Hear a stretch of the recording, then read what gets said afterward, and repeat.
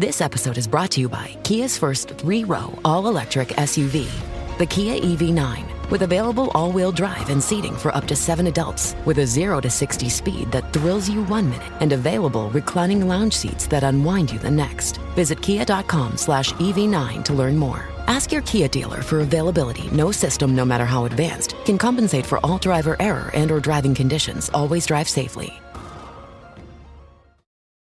I'm Mo Rocca, and I'm excited to announce Season 4 of my podcast, Mobituaries. I've got a whole new bunch of stories to share with you about the most fascinating people and things who are no longer with us. From famous figures who died on the very same day, to the things I wish would die, like buffets. All that and much more. Listen to Mobituaries with Mo Rocca wherever you get your podcasts. Your picks have been horrible, man. It's the point. That's the point of the show. Isn't it? Isn't it? It's possible. I don't understand what this podcast is about. Poppycock. It's a fuck house. On a weekly basis, we are consuming more concentrated bad movies than probably anybody in the history of mankind. Poppycock. What story? What story? What are you talking about? Do you want lunch? I have yet to laugh in this movie. I'll just tell you that. You picked it, motherfucker. So just remember that. You know the problem with Hollywood is? They make shit. Unbelievable, unremarkable shit. I was legitimately offended. You were offended? I was offended. I didn't know you could get offended. I was offended. This did it. If I were gay, I wouldn't be offended. They're fucking making shit up, I mean. Inconsequential detail after inconsequential detail after inconsequential detail. Bees don't lie. 1, 2, 3, 4, 5, 6, 7. I'm holding a mic in my hands, and now I'm talking all alone.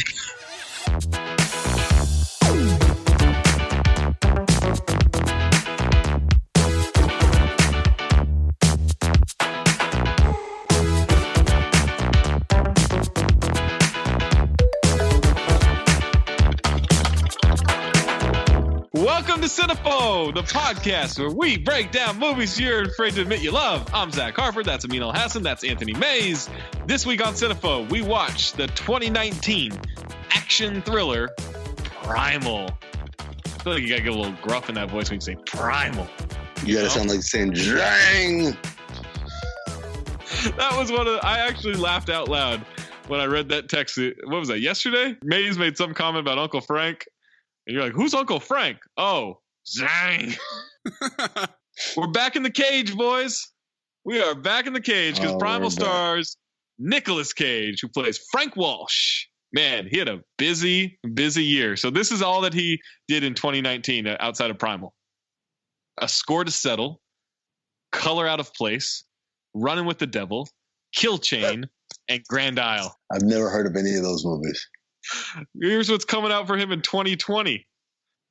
Wally's Wonderland, The Croods 2, 10-00, Jiu-Jitsu, Prisoners of Ghostland, and a movie called Pig, in which he's a truffle hunter who lives alone in the Oregonian wilderness, who must return to his past in Portland in search of his beloved foraging pig after she's kidnapped. When did Mandy come out?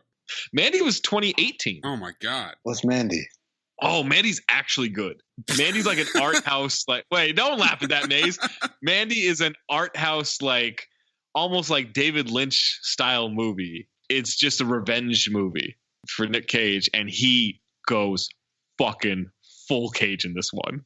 It's a slow ass movie for the first 35 minutes where I was watching. I was like, oh my God, I'd heard this was good, but this is just kind of excruciating. It's really slow. It's too artsy. And then the final hour is just fucking insane. I'll take your word for it. No, you gotta watch it. Unfortunately, doesn't qualify. Doesn't even come close to qualifying. Mandy on Rotten Tomatoes, 90%. Really? That's pretty impressive. Yeah, 66% with the audience. This also stars Famke Janssen. Remember her from Rounders? She was Gray.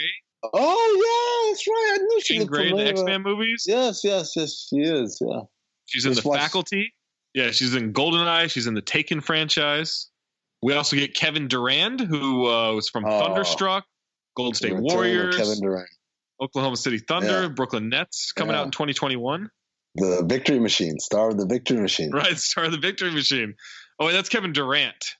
Oh, yeah. Kevin Durand is a guy with big cheeks on his face. He's got big face cheeks. I like this dude. He's in a lot of stuff. He is also in Ballers. Yeah, he's in Ballers. He plays the owner of the Ram. I remember him from Lost back in the day. He played Martin Keamy. He's in Walking Tall. He was in a movie that we've done, right? Because I put The Return of Kevin Durand in my notes.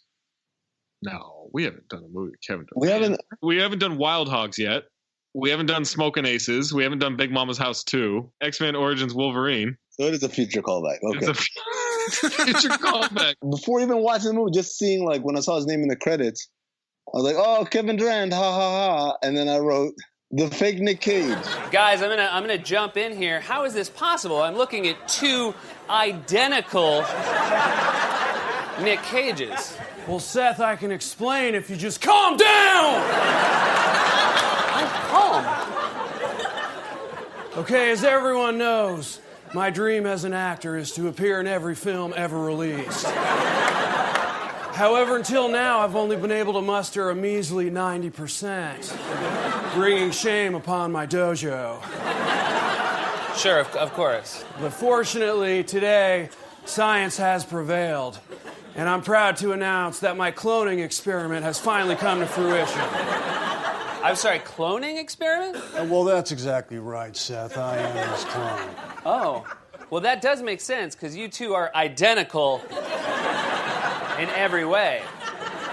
Not in every way, Seth. Well, while physically we are exactly the same, there are some slight differences personality-wise. Yes, for example, this Nick is calm and stealthy like a ninja warrior. Whereas this Nick is an exaggerated, screaming psychopath who really just doesn't exist.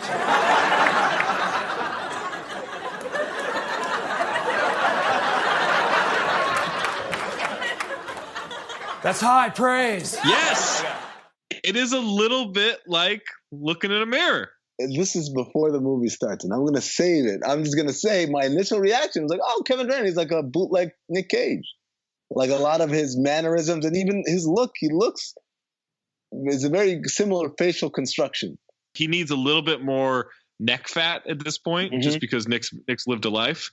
I didn't really put that together, but I can see the similarity now. We also have Michael Imperioli. Christy. From The Sopranos, from Goodfellas, from the 1800 tequila commercials, Bad Boys, Dead Presidents. He's in this movie. And then LaMonica Garrett, who is just an atrocious actor I know him from Sons of Anarchy. Wait, that's the dude? Yeah, LaMonica. Bro, you might want to use a middle name. LaMonica? LaMonica. It's funny because I kept looking for a black woman in this movie. I mean, it's just a black woman's name, LaMonica Garrett. And she's an older black woman. She's not like a young woman. She's auntie status. He was named after former Oakland Raiders quarterback Daryl LaMonica, of whom his parents were fans. Jesus. Don't do that. They didn't name him Daryl? Don't do that. Don't do that. One.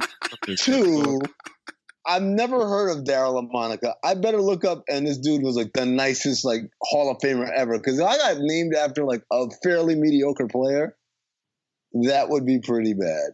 5-time Pro Bowler. Okay. All right. 2-time All-Pro. Yeah, but Pro Bowler, does that really mean anything? 3-time AFL champ? AFL? Get out of here, pre-merger bullshit. AFL MVP. What does that even mean? It's PFR Hall of Fame monitor 64, with the average being what does that mean? I don't know. They don't have they're not like NBA. They're not like Basketball Reference. They just say 99% or whatever. This is more football talk than I thought we were gonna have. Whoa! Okay. He was Slam Ball's leading scorer and one of 4 players announced to the All Slam Ball team. What?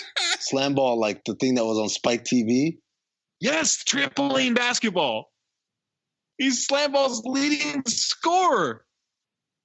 Oh, bro, you've done well for yourself. Respect on this man's lady name. Primal, also directed by Nick Powell. Only the second thing he's directed. He directed a movie called Outcast, which stars Nick Cage and Hayden Christensen. Jesus Christ. Which I think one of them is supposed to be the son of a deposed Chinese emperor.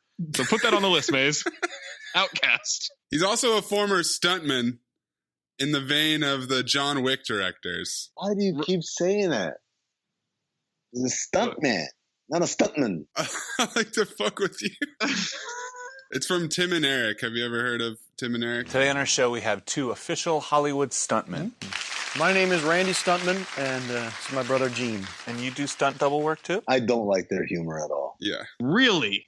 At all. I'm not surprised. No, they keep getting shows, and I'm just like, it's just the same thing. He's going to be in drag, and this one's going to start drooling, and then they're going to be uncomfortable close-ups. There's going to be a laugh track where there wasn't anything funny because that's the joke. I'm good. Powell was a stuntman, as Mays mentioned. He's helped in fight scenes for Gladiator, The Mummy, and Braveheart. So like he's really choreographed some pretty big movies. Richard Leder wrote Primal. He's also written like 17 TV movies. That's it. This is the first theater movie he's ever written. Was this a theater movie? It was in the theater. Yeah. We'll get to that in a second. Yeah, it qualifies for Academy Award nomination. Yes. Synopsis for Primal is Frank's caught wildlife in the Brazilian jungle include a 400-pound white jaguar. He ships it on the same ship as an arrested assassin. The assassin breaks free and frees the animals. Tagline: The ultimate hunter versus the ultimate predator. Oh, that's pretty good. Yeah. But here's the thing. It's not listed as that.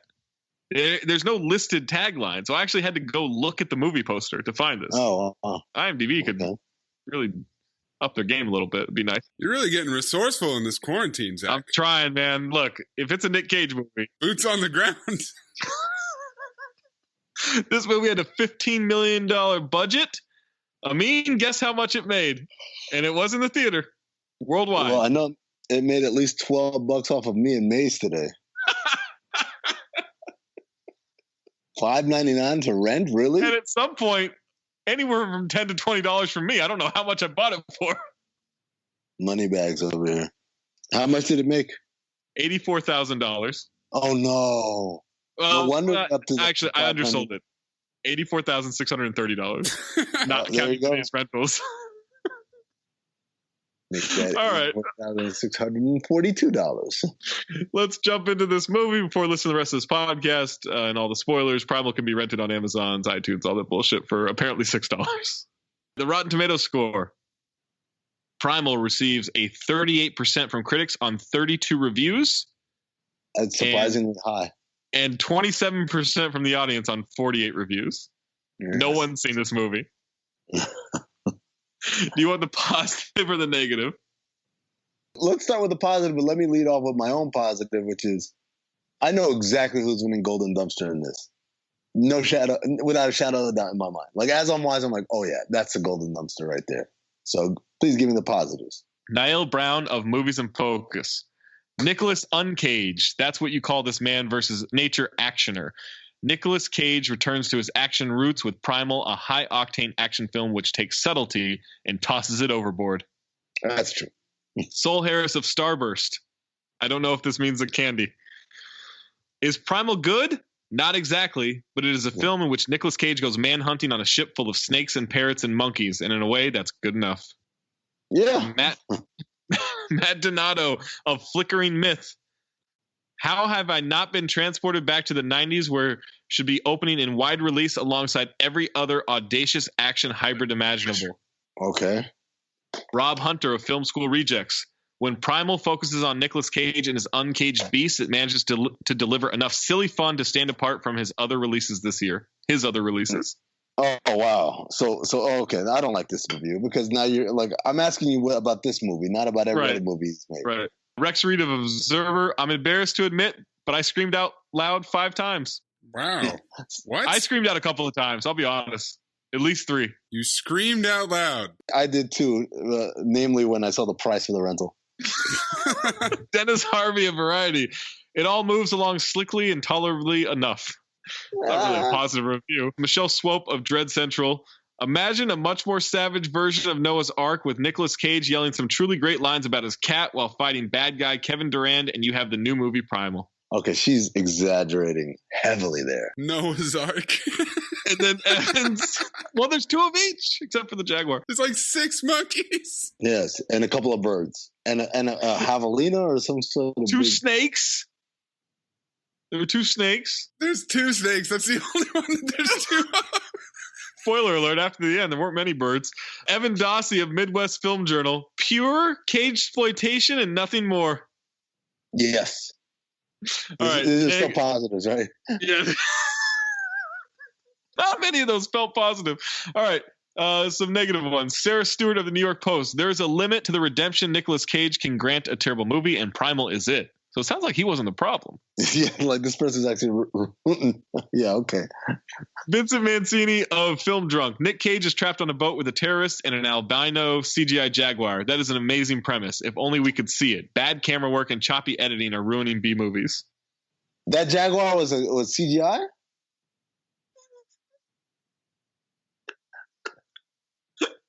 Hope Madden of Columbus Underground.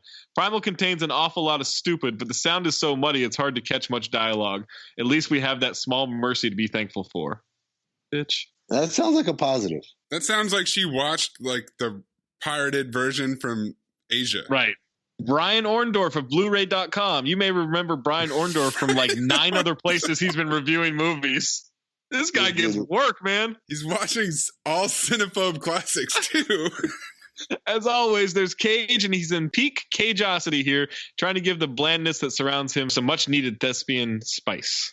Noel Murphy of LA Times. Unfortunately, even by the relaxed standards of trash cinema, Primal is dispiritingly tame. Fuck you. Rude. Yeah, it's just rude. David Ehrlich of IndieWire. A lifeless game of cat and mouse and jaguar. You're not clever. This is why you're a critic, right? You're right, exactly. No, and then, you can't do those who can't critique, and that, sir, is what you are.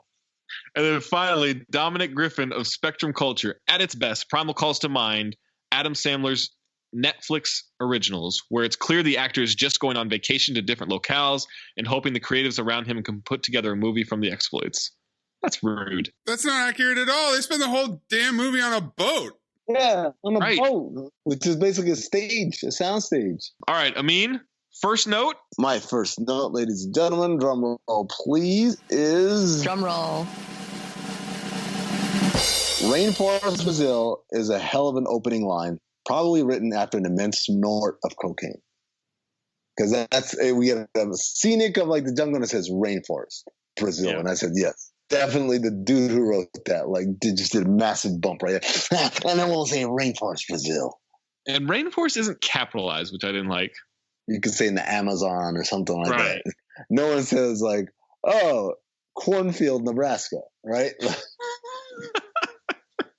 We've got a shot of a dead goat suspended in the air with flies all over it. Nick Cage is sitting in a tree platform reading a real estate catalog and eating nuts or something. He's smoking a cigar, looking at the goat corpse, and then the bushes are moving near it. And Amin, you know what we have next? Jaguar vision. Jaguar vision. Yeah. Are you doing that because of Rick and Morty, Mayes? Yeah. You can stay dead to the world and die in this room, or you can kill a pickle for me and earn your freedom. There is no freedom while your leader breathes. Our country is a prison. Then Katerina is a prisoner. Perhaps I could arrange her escape as well. She lives, Jaguar. Where is this pickle? Do people still read real estate magazines? Because he's like reading the hell out of it. Yeah, he's not really like, and not we're not talking about dentist appointment, meaning the waiting room. Like you're just flipping through all these houses you'll never afford. Like he is studying the hell out of it. I thought like Zillow pretty much ended that. Yeah, I thought so too, but it is Brazil. Brazillo.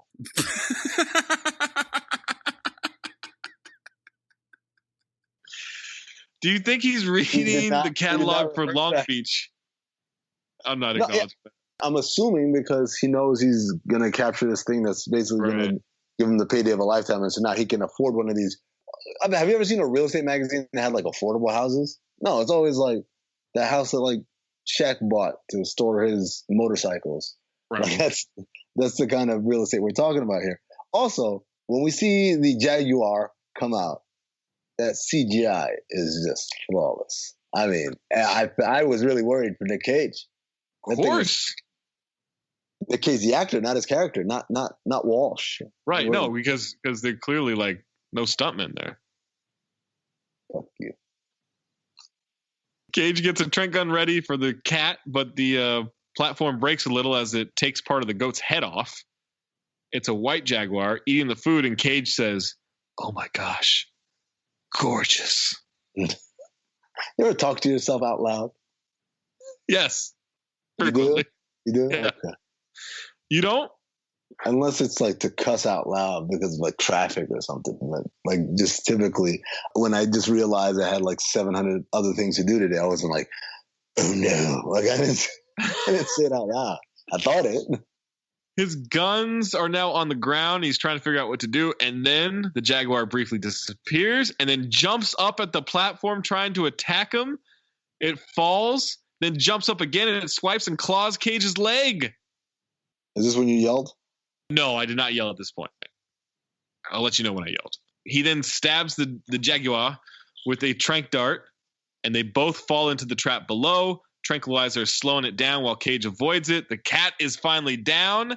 Cage brushes back his sweaty hair, and I guess he carried 400 pounds of jaguar by himself. Yeah, like they never really talked about that. Like he mentions it a little bit later. He says, oh yeah, it's about 350, 400 pounds. And I'm like, but you were by yourself. Right. And I didn't see any help. I didn't either. Now we're in a small village. The jaguar's in a cage. Not that cage. Just a regular cage, not a Nick Cage. And Nick has the truck hooked up with a lot of cages. Presumably all animals are inside, but they're all covered. And he asks if someone died to a group of people around the truck. Very savvy filmmaking. We just put some drapes over it. We don't have to waste money on CGI or animals. Right, exactly. That's how you ball on a budget there. Vamonos, amigo. We've got a boat to catch. But the driver, Diego, refuses to go. Nick Cage is pissed. They're in Brazil, right? Yeah. I don't think Diego is a Brazilian name. Like, just going to throw that out there. It's not a Portuguese name. Current is a mobile bank with a Visa debit card that gets you paid up to 2 days faster and gives you free overdraft up to $100 with no hidden fees. So if you normally get paid on a Friday, when you switch your direct deposit to Current, you'll get paid on Wednesday, 2 days faster. Current gives you free overdraft up to $100 with overdrive. So if you spend over your balance, you won't get declined or charged any fees. You can use over 55,000 free ATMs with Current and deposit checks with the camera on your phone. It has perks like instantly refunding the holds at gas stations put on your card, so you don't need to wait days just to get your own money back from the pump. Current is a real bank account, not a prepaid card, so it works with Apple Pay, Google Pay, Cash App, Venmo, all that stuff. You can even instantly send money for free using your Current tag. Current notifies you when you spend and lets you pause your card instantly in the app. Even if you're under 18, you can still get an account with Current. It only takes 2 minutes to sign up, and your Current card will be shipped to you for free. Download Current now. Get a Current Black Premium card when you go to current.com and enter the promo code BOMB. That's BOM. Promo code BOMB, BOM, at current.com. Diego calls it the Gato Fantasma, the ghost cat. The ghost cat. The white devil, the villagers called him, and used to give him human sacrifices in order to protect the village. And at this moment, Cage is smoking the fuck out of his cigar. That man knows how to smoke a cigar. By the way, you know who keeps a ghost cat as a pet, right? Ghost Dad. Was that a joke? Yes. Is that a real? Ghost Dad. The Cosby Show? The Cosby movie? Yes. Ghost cat.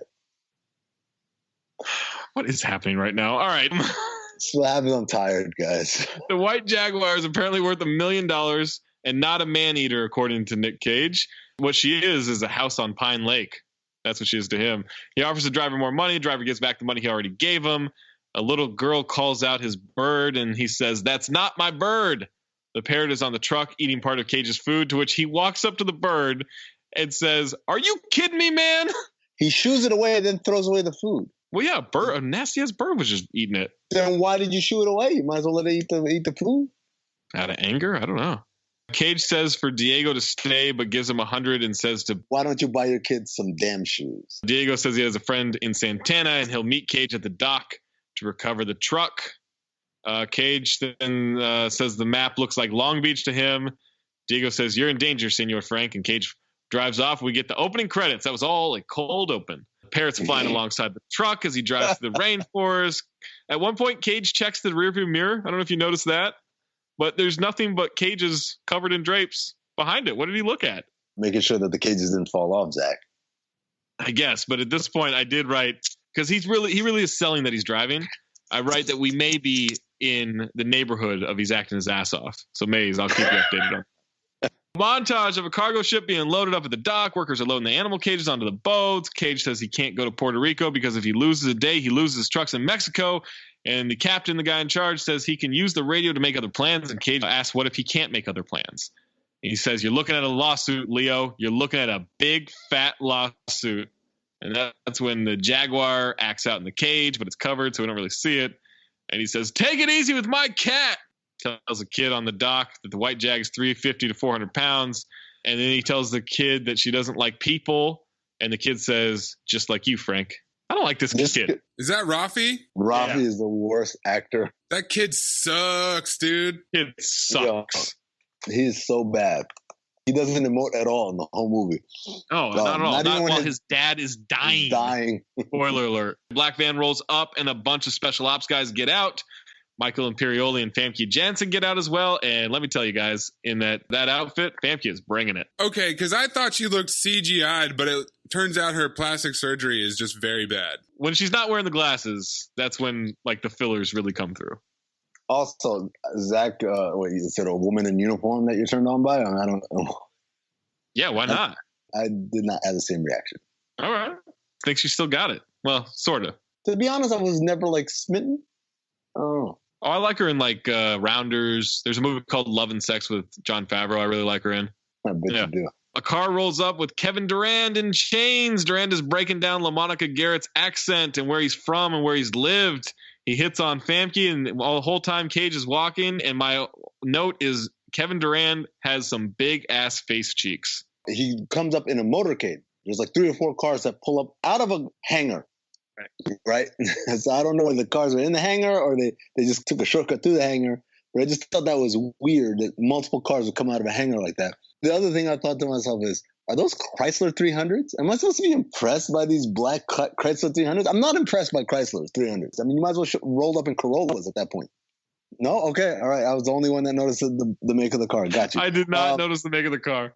I did immediately because it's a Chrysler 300. It's such a fraudulent looking car. It can never be not noticed, which is kind of embarrassing to people who own Chrysler 300s. Apologies if you're listening to this and you own a Chrysler 300. Loeffler walks off, hits on everybody, and then makes eye contact with Nick Cage. And I wrote, holy shit, Nick Cage off. Because they're literally doing the same thing. They're playing the same person. Nick Cage is playing Nick Cage, and Kevin Durand is playing a Nick Cage substitute.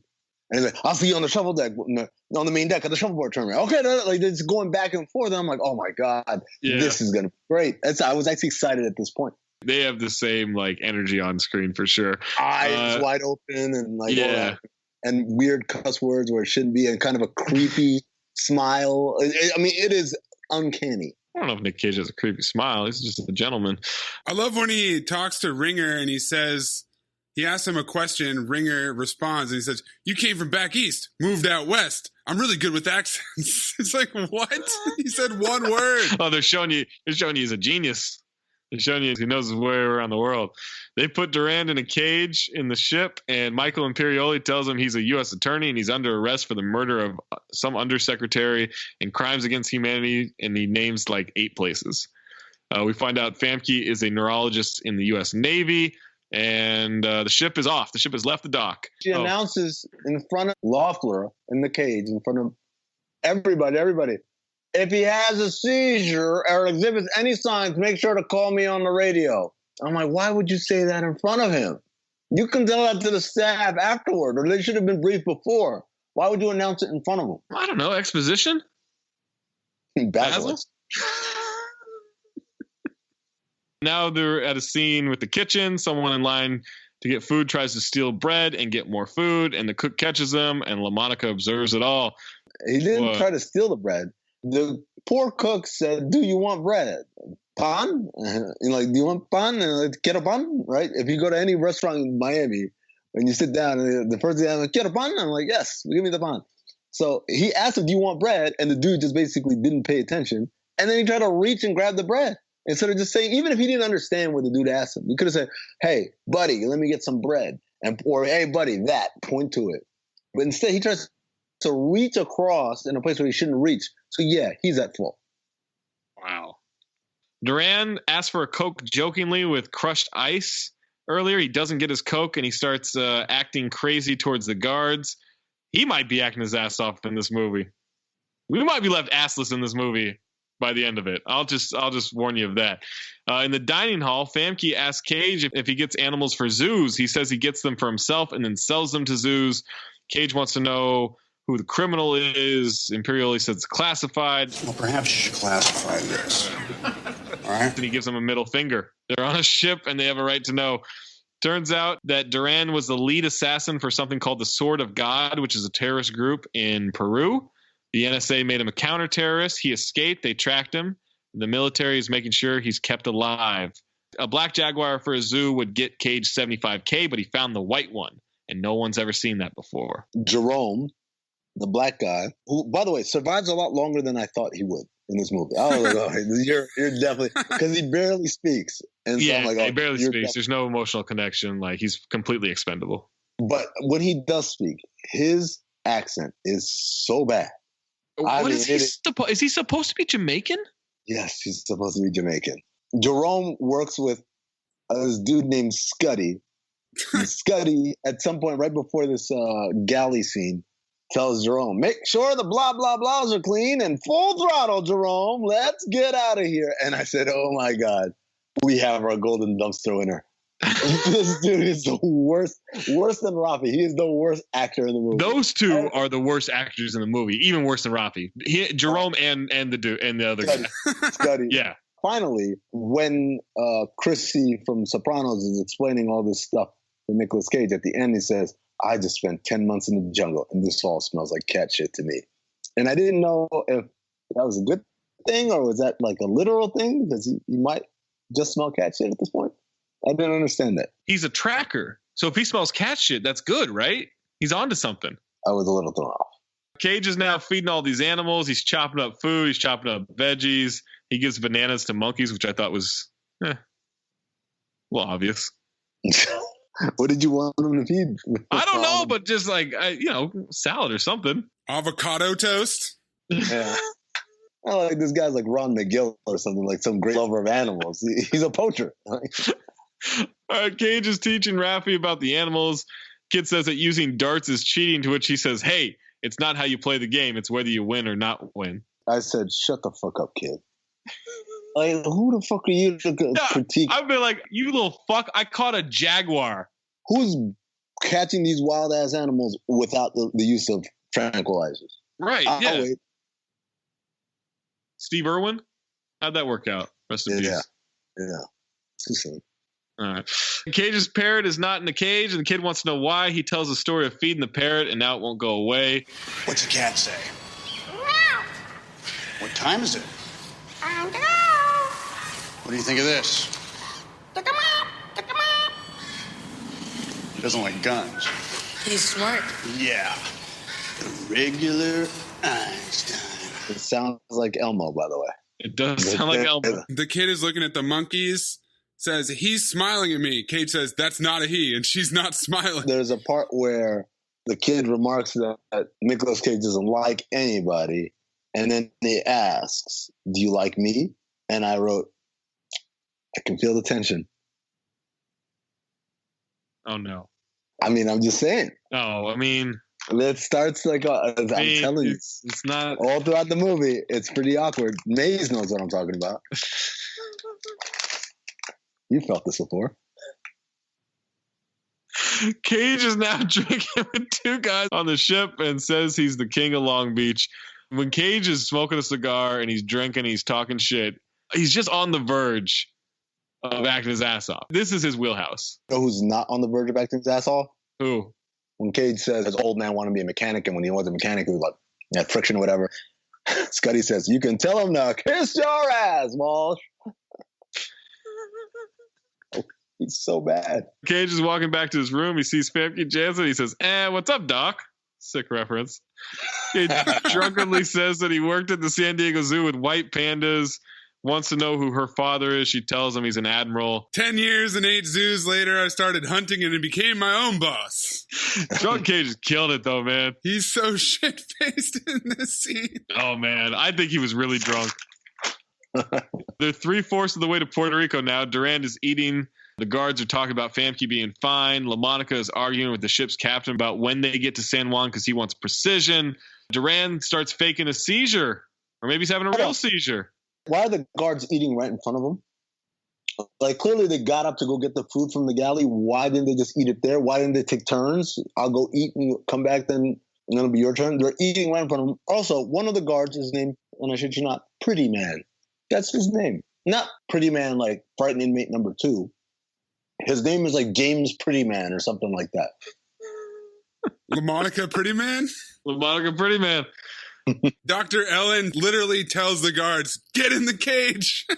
Get in the cage, I know. How? Get in the cage.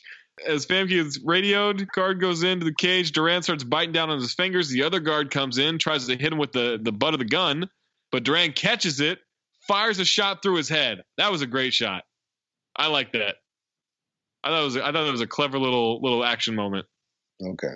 Yeah, I mean, I was trying to figure out how he fired the gun from the butt, but other than that, yeah, it was pretty tight. Well, he grabbed the button, he moved his hand up and pulled the trigger. You see, a gun's got a trigger. He pulled shot right through, yeah. When Famke and the rest of the team get in the room, Durand and the other guard are gone. They walk through, they find blood on a door. The other guard is dead behind the door, and it looked like his eyes were gouged out. I don't know if you noticed that. Yes. Yeah, I was trying to figure that out, too. I have no idea why he went after the eyes. I thought maybe he removed them or ate them or something, but no. Never explains it. Captain and Cage are walking around. They find someone with a slit throat. The radio for the ship has been dismantled. Orders have been given on getting people safe and then searching the ship for Durand. But Cage says he won't go anywhere until he feeds his animals because they haven't eaten in 12 hours. LaMonica then threatens to arrest him if he doesn't follow orders, and he complies. LaMonica briefs everybody on the ship in one room as the cook goes to get food. The entire time LaMonica is describing the threat here, Cage is just pacing back and forth on like 6 feet of ground. So aggressively. Everyone's standing still. And he is pacing like Also, he is at the end of a bender. Well, I mean... Is he still shit-faced? How long has it been? A great question. LaMonica cusses a lot for no reason. Open the goddamn door. I'm like, dude, you just knocked for the first time. You told us not to stay on lockdown. Why would we? Stable. He's got a real attitude problem. Monica finishes. Cage says he needs to repeat the whole speech in Spanish. He says the search won't take long because there aren't places to hide. And Cage says, who says he's going to hide? Chills. Ooh. Yeah, it's bad. The soldier takes the cook to the kitchen. The cook pushes through and locks the soldier out of the kitchen, then turns around and he sees monkeys in the kitchen eating bananas. Again, just a little on the nose. Find them like cooking a soup or something. Perhaps a nice quiche. Cage believes that they didn't get out, but that Durand let them out. He goes to wrangle them. The cook tries to kill the monkeys. Overreaction? It's an overreaction. Also, like, you're probably getting a B from the health department at that point, right? You're not getting an A. International waters. Oh, that's true. International waters. That's a good point. Cage radios not to touch the babies. And that's when the cook sees a baby and grabs it. And now the monkeys are pissed. They attack him. They fuck him up. Fucking kill the shit out of him. All the soldiers are trying to break in to rescue him. Cage slips away. I'm not here to say that like fighting off monkeys is easy or that is pain-free, but I feel like at some point you could have punched one of the monkeys. Just like cocked back. Could have spanked one.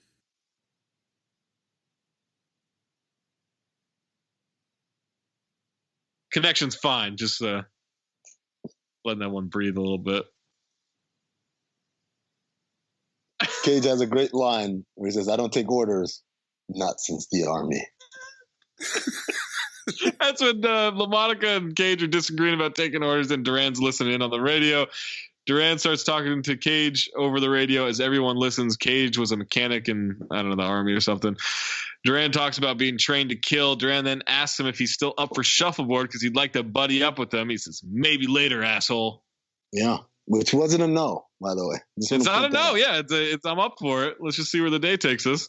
They need to take someone to the engine room to keep the ship moving. Duran takes out the soldier. Because Scuddy said, goddamn engines, goddamn middle of the goddamn ocean. The most goddams in any sentence I've ever heard in my goddamn life. Oh, you know what I just thought of? His name is Scuddy, which sounds a lot like Scotty, like Star Trek engine room Scotty. Yes. The first, absolutely. The first time they said his name, they said Mr. Scuddy.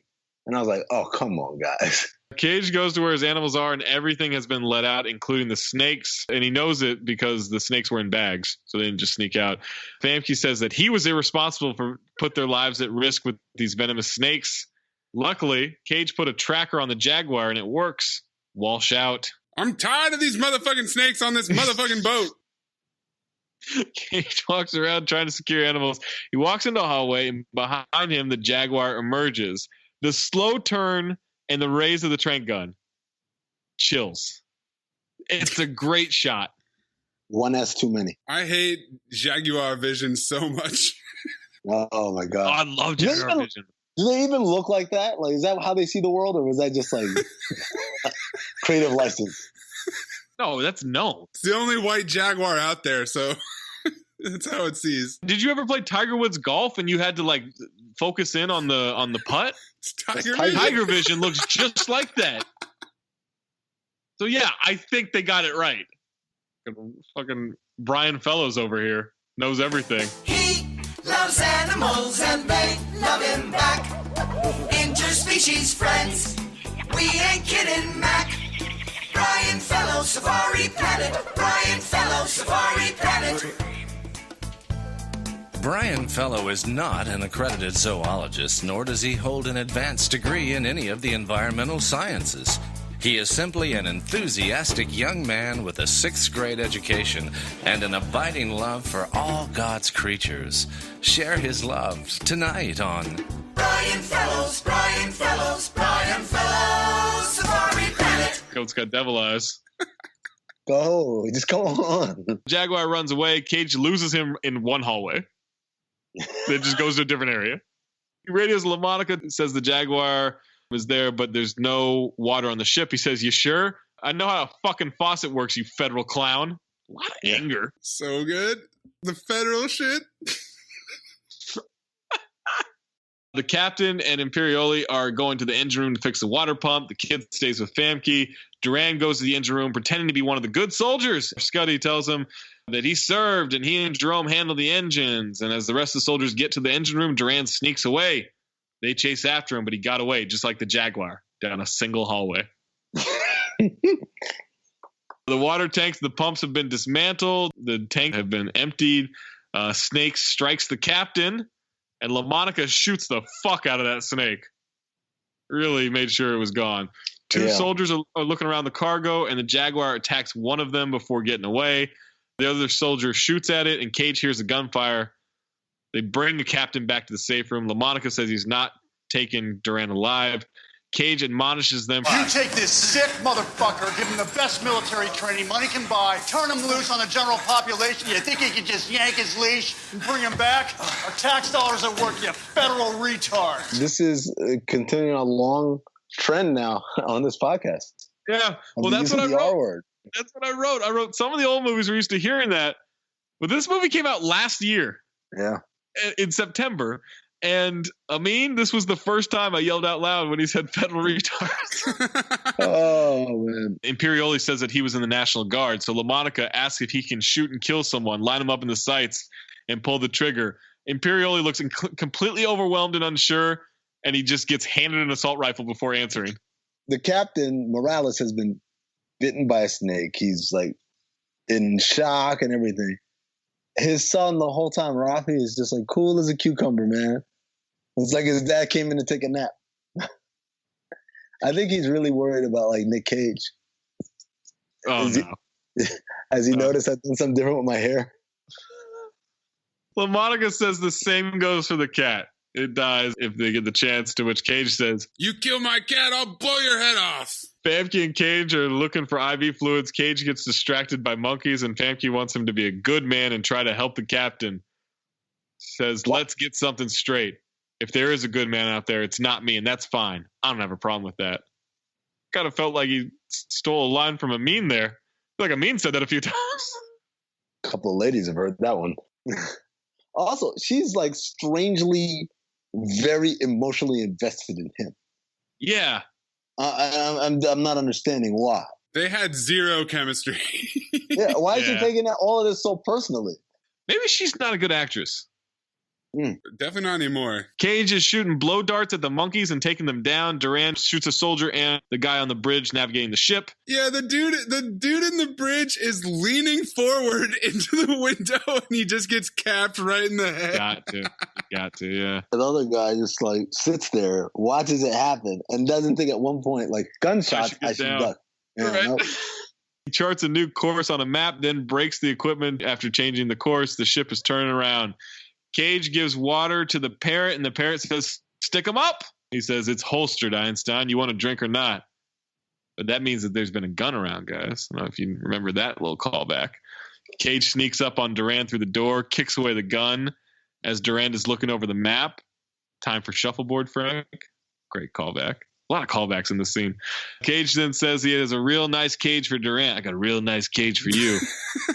You think Raffi was hoping he'd say that to him? See, now there's your sexual attention to me. Yeah, this whole time I thought Duran and Cage were gonna fuck.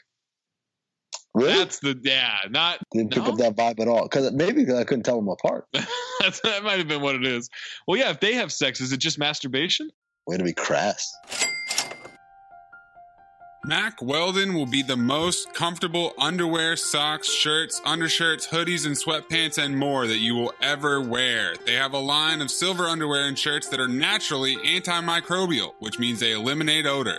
They want you to be comfortable, so if you don't like your first pair of underwear, you can keep it and they will still refund you, no questions asked. Not only does Mack Weldon's underwear, socks, and shirts look good, they perform well too. It's good for working out, going to work, going out on dates, just everyday life. Mack Weldon really does value its loyal customers. That's why they've created the Weldon Blue Loyalty Program. Here's how it works. Create an account. It's totally free. Level 1, place an order for any amount and never pay for shipping again. Level 2, once you purchase $200 worth of products from Mack Weldon, not only will you continue to receive free shipping, but you will also start saving 20% on every order you make for the next year. Level 2 also grants you access to new products before they are released to anyone else, as well as free gifts added to future orders. I have some Mack Weldon socks, Mack Weldon underwear, and I'm wearing my Mack Weldon sweatpants right now. It's fantastic. I wear it all the time. It's a quarantine. You never leave the house. You gotta have Mack Weldon sweats. For 20% off your first order, visit MackWeldon.com and enter promo code DING. That's promo code DING, D-I-N-G. I think we skipped this line from Scuddy. I've been at sea for 60 years, you goddamn shit for brains, Mora. That's how I know we changed course. Yeah. I feel like his motivation was just, hey, you're playing a sailor. Sailors swear. God damn it. Duran is just obeying him, walking with him. That's when Raffi walks in. What the fuck? And this kid cannot read the fucking room, man. Raffi, what are you doing, dude? My dad. Also, it's Mr. Walsh, you little fuck. Right, exactly. Show some respect. But again, not a fucking white jaguar. Sometimes the heart wants what the heart wants. Oh my god. Yeah, I still have not picked up on that. Oh, I wasn't. No, it's not like come to bed, Frank. He kept saying Frank. Like, come on, you've never had that? They just keep saying your name. Like, damn it. All right, I'll do it. I'll take out the trash or whatever it is. I'll go to this baby shower with you. I'll have dinner with your parents. Fine. Duran kicks the gun out of Cage's hand and it goes near the kid. That's when Cage pulls the dart gun out and the jaguar walks in. Oh, fuck, guys. And this dumb fuck kid says, Frank, I'm scared. It's his fault. That was the actual emotional affect he used, too. Frank, I'm scared. Duran knows the gun only has one dart loaded, says to shoot the cat. He shoots Duran with the dart, then tackles the kid as the jaguar goes flying over him. Great reflexes. Cage then grabs the real gun, shoots it in the air of an enclosed metal room, not worrying about a ricochet anywhere, and the Jaguar runs out the door. Question, why did he feel so compelled to not shoot Duran? At any point in this movie, he has ample opportunity, and he doesn't take orders. So why does he care that the dude is alive? They have a connection because they both hate the army or whatever, and they're the same person. I'm not going to kill myself. I mean, that's ridiculous. Cage finds a dart with a lot of tranquilizer left in it. No Duran. The kid sucks. This kid's just awful. Get this kid the fuck out of here, man. LaMonica shoots the only other life raft, deflating it, says nobody's leaving the ship. They're going to turn the boat back around towards Puerto Rico. Doesn't make any sense. Then Duran kills the soldier and kills LaMonica. Thank God he's out of there. He quadruple taps LaMonica. He unloaded, man.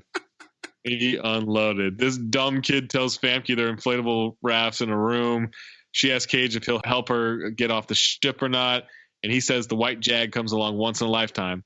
And we find out that Cage smuggles these animals. He doesn't have paperwork for them. I thought that was very obvious for the entire movie. I never once thought this was official. He's a first-class prick. Famke's telling him what a piece of shit he is, and he says, I make your heart beat. Yeah. She calls him delusional. He might not be wrong. You know? Because why is she so worked up over him? Over his morality. Not like, hey, how are we going to survive this? About his morality. And my father told me to watch out for men like him. Like, what? You're a lieutenant in the goddamn Navy. Act like it. Cage and Jerome look for the inflatable rafts. Duran corners Cage in one of the rooms, asks for the navigation chart, then butts Cage in the stomach with the gun. Cage is clearly doing his own stunts in this fight scene. And guys... Oh, my God. Guys, hold on.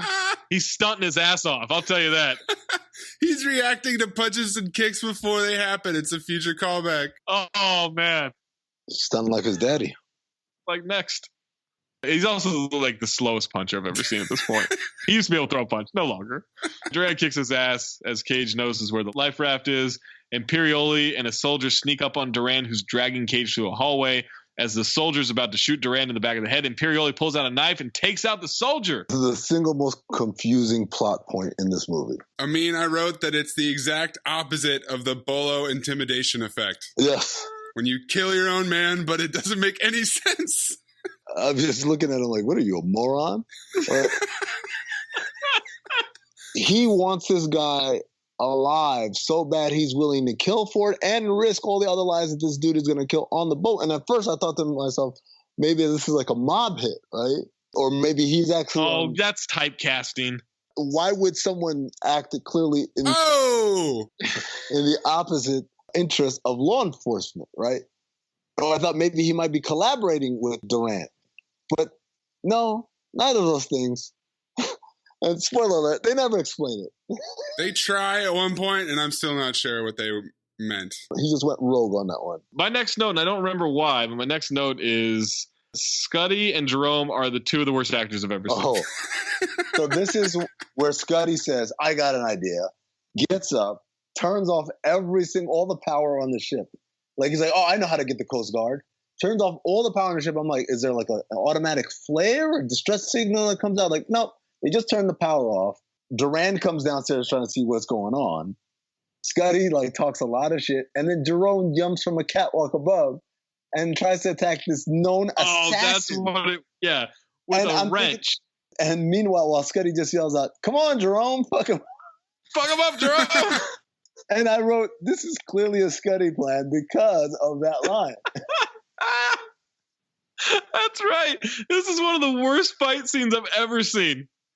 Like, just one of the worst. It's exactly how the fight scene would have gone in real life if there was a CIA-trained assassin on a boat who was being attacked by a Jamaican, engineer assistant on a ship. A Jamaican engineer taking off from the fucking top rope. Who's executing a plan thought of some drunk asshole. He came dropping in from the ceiling. Come on, Jerome. He's goddamn Spider-Man. This is not your kid's Little League game. You just say, come on, and that'll make them play better. Now Cage is in a cage. Duran wants a navigation chart. He's choking him with the roughest, toughest, coarsest rope he has in his rope inventory. He says he'll kill him, and Cage says that he can't kill him. Duran then threatens the birds and starts shooting the birds and just picks off 3 of them. I laughed out loud at this point. Not my birds! No, not my birds! No! Not the birds! Cage gives up the chart. Imperioli walks where Cage is caged. He unties Cage. He uncages Cage. Duran then finds a navigation chart. They tell the kid they have to go and leave his dad behind. This kid could not give a fuck that his dad's dying. Yeah, no. Just doesn't care. Catatonic. Right. Cage wants the rifle. They grab the life raft. Duran then storms them as they're getting the lifeboat set up outside. Why is he running like that? You see how he runs? I wish the Cinephobe were more of a video component because him running, I was like, what the fuck is going on? He's holding the rifle in firing position, but above his shoulders, like almost above his head. And he's running like in a zigzag pattern on the top of the ship, which is clear. Serpentine, yeah. Serpentine run, land of the lost. And by the way, mind you, the top of the ship is completely empty. Like it's like looking across a football field. But somehow, this group of people who feature at least 4, everyone except the kid is ex-military. None of them. See this dude running. Cage says, run, Rafi. Rafi doesn't move an inch. No, Rafi doesn't move an inch because that would have been some kind of reaction. Rafi doesn't move an inch, and old girl, who again is a lieutenant in the Navy, goes, and drops the rifle and runs like a little girl. Like I'm like, what? Yeah, they should have made her a Navy officer, right? Like they should have just made her a neurologist. Yeah, you don't make her like a super feminine stereotype. Like I'm afraid and I lose my cool and under pressure. Like, look, I'm not saying any of these stereotypes are correct or accurate or good in filmmaking, but if you're gonna go down that route, why would you make her? Into it. Yeah, like why would you make her in the military? That makes more sense than someone who's afraid of a gun who's in the military. She a decorated military officer. Lieutenant, she was like a private. Right. They lose the gun because she drops it. Duran grabs the stupid kid. Cage tries to negotiate for the stupid kid. Imperioli runs out, shoots the life raft, gets shot. Duran has one gun out of bullets. I don't know. I don't know. Cage wants to use Famke as bait for Durand. Make noise, draw him out. She has to trust that Cage will be there at the right time. She wants to know he's a good man. He says, no, I'm no good, but I can help. Low-key acting his ass off when he drops his voice a couple of volumes. You know, a couple of decibels. Once again, the line that Amin has said to the ladies before. Have you also said, I'm going hunting? Not to the ladies. That would defeat the purpose there, Maze. Duran is calling the Ghost Guard, trying to get saved. He gets them to have a chopper in 1 hour with food and water. What was his plan, by the way? What was his? Yeah, is his plan to kill everybody on the helicopter and take the helicopter and the food somewhere? I think so, because he's an assassin, so he can probably fly a helicopter. But I had this line. Cage is hunting a jaguar. Duran's hunting a cougar. Attaboy. Also, they're 400 miles away from Puerto Rico. 400 nautical miles. Nautical miles. I don't know how that translates to regular miles, nor do I know why nautical miles are different. Why do we need nautical miles? Why can't they just use the regular miles that everybody else uses? It's on the ship. A nautical mile is a length equal to 1 minute of arc around the sphere of Earth. The fuck does that mean? Yeah, I don't know, man. I don't know about that. This is where you get into longitude and latitude bullshit, which I do not believe in. 16 minutes, 32 seconds, da-da-da. Okay, so you're 400 miles away from Puerto Rico. You're in open water. The only reason why this helicopter is making it out there is because it came from a ship itself. So if he gets in a helicopter, where the hell is he? Like, I don't think you can get to Puerto Rico on a full tank of gas, basically. He's a trained assassin. So what, he kills everyone on the Coast Guard ship too? Probably. They're not ready for him. Okay, all right. You see what happened to Jerome? Poor Jerome. Jerome's the only guy who wasn't ex-military in the whole movie other than Rafi. Right. A monkey in the kitchen scares Famke. I yelled out loud at that point. It startled me. Duran tracks her down. He wants to know where Cage is. She says, right behind you, motherfucker. He comes out with a bow and arrow. Huge bow. Huge fucking bow. Haven't seen that bow yet in this movie, by the way. No, not once. Like goddamn Robin Hood. At first, when he was holding it, I thought it was the grill off of a car or something. Reed, what the fuck? Ease back on the string. Loeffler puts the gun down first. Can't do that, Frank. You shoot and I'll kill her. Shoot him! He's back, Walsh. Do it now. Fuck you, Freed. You move, Loeffler's dead. Yeah, and then he'll kill you and he'll kill Ellen. And then he'll cover up all his tracks. He's NSA, Frank. Put the bow down. He had me fooled too, Frank, until I saw him kill Forrest. The NSA is in bed with some pretty bad people, Frank. He's lying. He'll be arrested when he gets home. He said he was already arrested. He is. He'll be convicted of treason and murder and punished to the full extent of the law. Yeah, they'll deprogram me and then they'll kill me. He belongs to the United States government. Not anymore. I went to South America to assassinate people for the NSA. And I ended up moonlighting for the president of Peru and the drug cartels. He's lying. I got deep intel on all of them, Frank. I could tie them all together. Famke pushes the gun away. Cage fires the arrow into the shoulder of Durand, and Imperioli starts firing. Durand takes down Imperioli, which makes me think that Imperioli just the worst with a gun.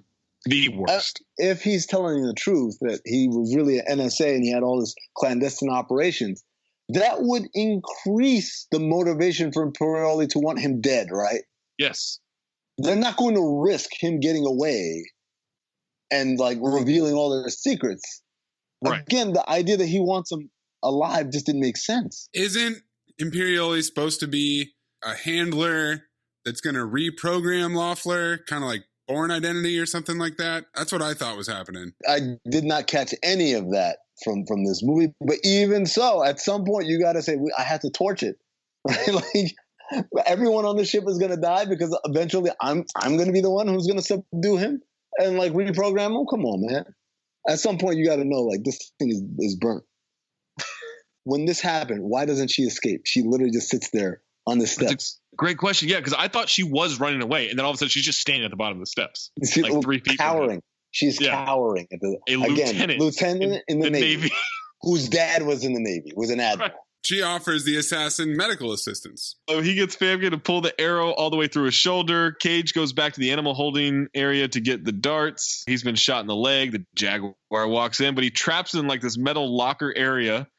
Durand radios and tells him to come to the engine room. He says, I got a better idea. You come here and I'll kick your fucking ass. It's a good line. I got chills there. Durand goes to get Cage, but unbags the snake near Famke and this idiot kid. I'm tired of these motherfucking snakes on this motherfucking boat. Cage then hits Durand with a dart and another one, and now we've got a knife fight. Like the music video bad. Big time in on the knife fight. Yeah. Good old-fashioned knife fight. Yeah. Good old-fashioned. Cage is grunting like Maria Sharapova in this scene. By the way, when he's doing the blow darts, every time dude gets hit, he then fires back. And I wrote, not very technical firing. He's just like, like just letting it loose. I'm like, dude, you're supposed to be an assassin. Yeah. Like I would think you have a little bit more like attention to detail than just letting it rain like my man in Tropic Thunder. Tug Speedman. Yeah, Tug Speedman. Yeah. Yeah. Like Tug Speedman. Oh yeah, when he's like doing the. He's like basically Joe from Arrested Development on stage of a magic show, but with a machine gun. Yeah. They cut each other. Durand stabs a barrel. Cage bites his arm, but the tranquilizer's starting to kick in, and Cage tells him, "You can hit harder than that, pussy." Cage then traps him with a rope, stringing him up by his ankles. Cage says, "Oh no! What? No, you missed. Oh, come on, Zach! You skipped over like the signature line of the movie. Right now, like the tranquilizer starting to take a hold, and he says, "I can't seem to feel my legs," and Cage says, I can't seem to give a shit. That's the line of the movie? That's the line of the movie, dude. Not fuck him up, Jerome. Get him, Jerome. Come on, Jerome. He's strung up by his ankles. Cage says he can't move, but he'll still be conscious, which is important because he's about to enjoy dinner with a friend of his. He lets the Jaguar out, walks out the door, says it isn't business, it's personal. That's a better line. Well, no, that's only because it's a callback to something that Durand said earlier, where he says they want you to be business, but it's not business. How can this be business, right? Like, you get such a thrill from killing people, I guess. Still a better line. Jaguar murders him. Now the slowest snake ever is still inching towards Famke. Cage traps it and bags it. Somehow the captain's still alive. Hours after this venom. Yeah, the venom that he said, even if we had an anti-venom, there's a 20% chance he'd live. He said that earlier in the movie. You know what kept him alive? It was Rafi's love. Relax, I mean.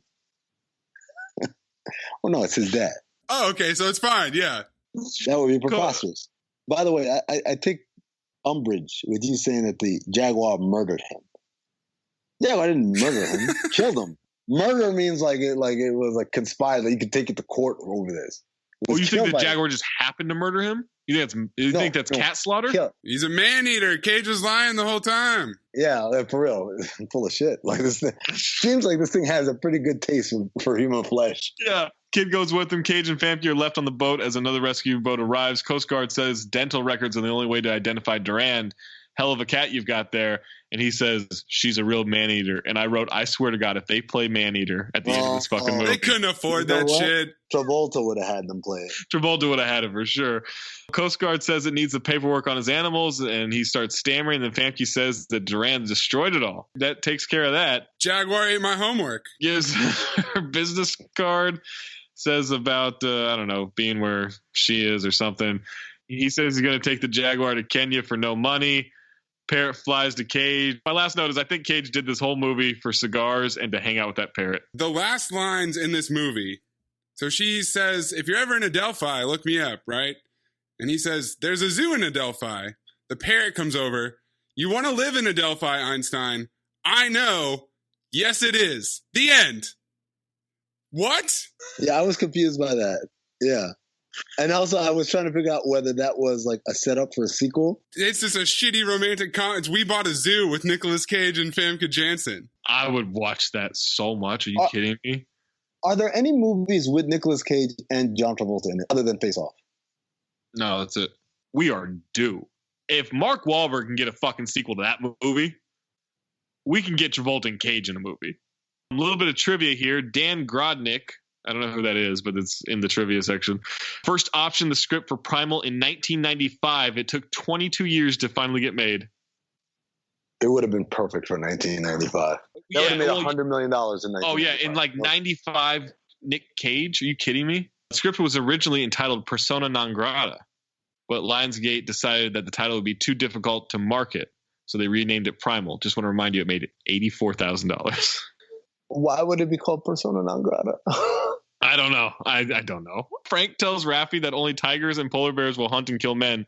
Leopards and hyenas will also hunt men. And as a big game hunter, Frank should have known this. Yeah.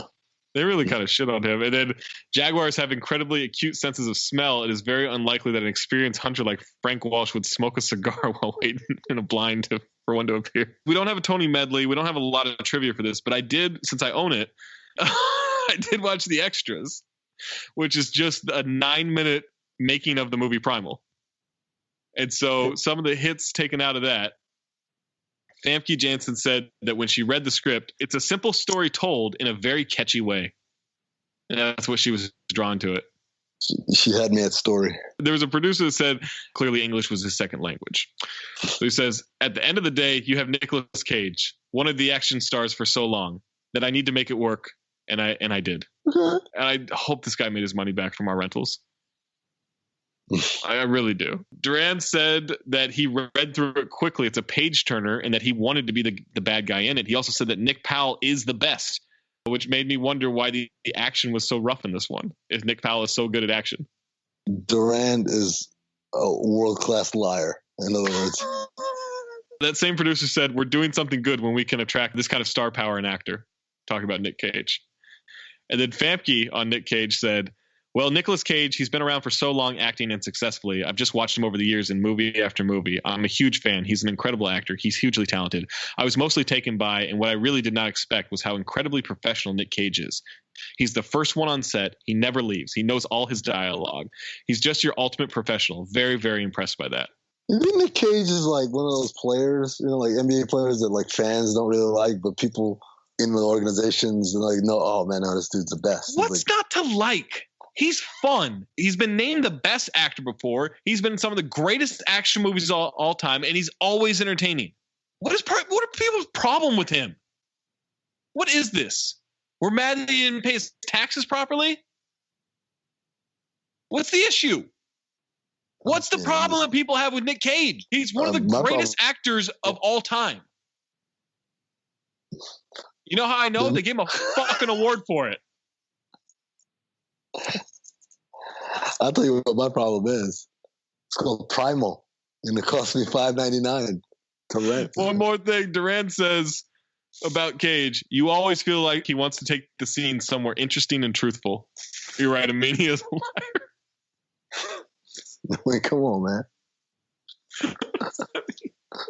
Golden Dumpster nominees: Kevin Durant, Nick Cage, the kid who plays Rafi, Famke Janssen's plastic surgery, and Sewell Whitney as Scuddy. It's a combo package, man. Scuddy and Jerome, boy. Yeah, it's Scuddy and Jerome. That's got to be it, man. As much as I hated that fucking kid, like, it's got to be Scuddy and Jerome. They are worse actors than the sexy female hacker in Hurricane Heist. And I thought she was the worst actor I've ever seen. Jerome's Jamaican accent, like, that might be worth a Golden Dumpster all on its own. But yes, it's a tandem. They come as a I'm with that. Are you sweeping that one, Maze? What's your Golden Dumpster? I'll join you guys. I do want to shout out Kevin Durant. I thought he was pretty good in this movie. Yeah, he and Cage are fantastic in this movie. I was very disappointed in Famke. It's a cliche character. It's like the Hannibal Lecter thing, right? Like, they put him in the cage and he's quirky and he knows all this shit about people, but I thought he did a good job, and he's always like a physically intimidating dude, so it worked for me. But yes, Scuddy and Jerome sweep. Yeah, they sweep it. All right, over file. The first 10 minutes of this movie, I wanted to really file it. I was like, okay, this might just be like the sort of dumb action movie I just need. But it kind of dragged once they got on the boat. There are long bits where it's just like, okay, all right. And it wasn't even as the description is accurate of like a madman killer is on the loose on a boat and he unleashes all these wild animals. I kind of thought, even as I think back, there were moments where people were attacked by animals. I thought it was literally going to be like every time you turn a corner, really getting shot or getting gnawed out or something. It just wasn't enough of that. It's kind of slow. So I'm going to go with phobe on this one. It could have been filed, very much as close to the border as you get. Maze? The script and the directing were really, really terrible. Cage did his best with this cheesy ass lines, and he got to get nice and drunk, and he got some one-liners off. And I like Kevin Durant, but it's not good, man. It's not a good plot. It's cheap. No twists. Nothing. It's a phobe for me. I mean, there was a twist that Imperioli is an NSA agent. I mean, there wasn't really a twist. He was one of the worst parts of this movie. He was awful. Well, he's not a good actor. People like him because they like Sopranos, but he's not good. He's not a good actor, but the character itself didn't make any sense and was terrible. I mean, It's a twist in that I thought he was a U.S. attorney. Turns out he's NSA. That's a twist. I know what everyone thinks I'm going to do here. But I do have some issues with this movie. I could have used a lot more Jaguar. A lot. Yeah.